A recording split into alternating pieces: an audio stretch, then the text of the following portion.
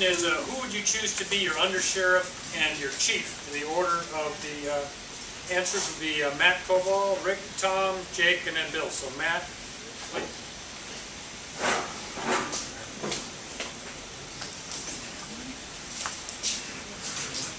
Well, the person who I'd pick to be my undersheriff would be Chief Caputo. I know him very well. He's been a hard-working person. I've seen the projects that he's put together in Upper Keys. I know when he dedicates himself to something, he works very hard to do it, and that's who I would make my undersheriff. As my chief, I would make that decision once I was in office. I would have to look at several people, and I would have his assistance in deciding who I would pick as my chief. Thank you. All right, Rick, Tom, Jake, and Bill. Well, obviously, I'm going to tell you that I have thought about this and been giving thought to it and continue to think about it. I've made no decision. I'm very fortunate and lucky that we have a very professional, exceptional bunch of command staff officers. Chief Caputo, a bunch of my captains are really good officers, been around a long time, 25, 30 years, are part of the community and have a lot to offer.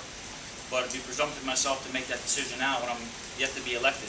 My focus right now is to campaign, to try to win your votes, win your support, get elected as a sheriff, once ever sheriff, and make that decision. Next thing I will say is that there's still some question in my mind whether I can even make a promise under Florida law. I think there's a potential violation that may exist there for even making any type of promises. So I'm unable to give you a definitive answer, as I've made no definitive decision. But I know I have good qualified men that we're looking at. And I say men, majority of my captains here are and above or happen to be male officers. So I would be looking very closely at my command staff and see who I think is best suited to work with me, best able to do the mission of the Sheriff's Office and do the mission for the community at that time. Thank you. Jake and Bill be next.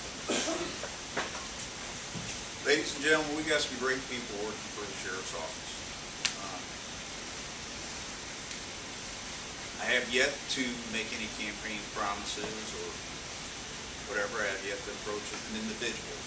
There's a few people that come to mind that work with us, very strong in the community, most community-based policing, very much like myself. And they also carry a good people skills, where they know how to communicate with their people and they will get the job done. So at this point in time, unfortunately, there'll be somebody from the Sheriff's Office at some point in time, but as of right now, I can't tell you who. Thank you.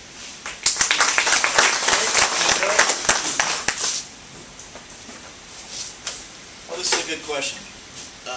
Like they said, there are many talented employees that we have here with the Sheriff's Office that have the right skill set combination of leadership ability, education, and experience.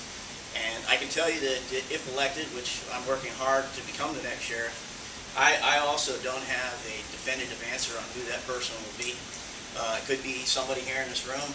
All these candidates here took a great risk and made a great deal of personal sacrifice to step up to the plate to make some positive changes for our agency, as well as even some of our current command staff people that we have in place now. However, when I'm talking about the leadership, you have to have not just some sort of experience. You got to ask yourself, what type of education do they have? I believe that education is important to our professionalism. We have many upper line managers that are currently in place now that either have their bachelor's degrees or currently working on master's program. I myself am almost finished with my bachelor's degree, and I can tell you that whoever I pick as an undersheriff or as a chief will have a greater level of education than I currently do. They will have at least a bachelor's degree or a master's degree, and that of course will limit that pool. But if it sends out a message to all of our officers that if you want to move up the ranks, you're going to have to put the time in and devote yourself to the education to make a professional appearance to this agency and higher standard than what we currently have.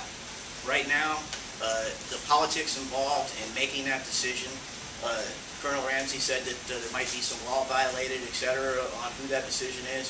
But ultimately, once the sheriff becomes elected, it's a political position. Everyone above the rank of captain is appointed. I can put a blindfold on and we can play pin the tail of a donkey and I can pick one of you and you can be the undersheriff. okay? That's just that simple, folks. As scary as that may be, that's what currently happened in some over our history of our agency. As a sheriff, I'm going to ensure that doesn't happen again. Thank you.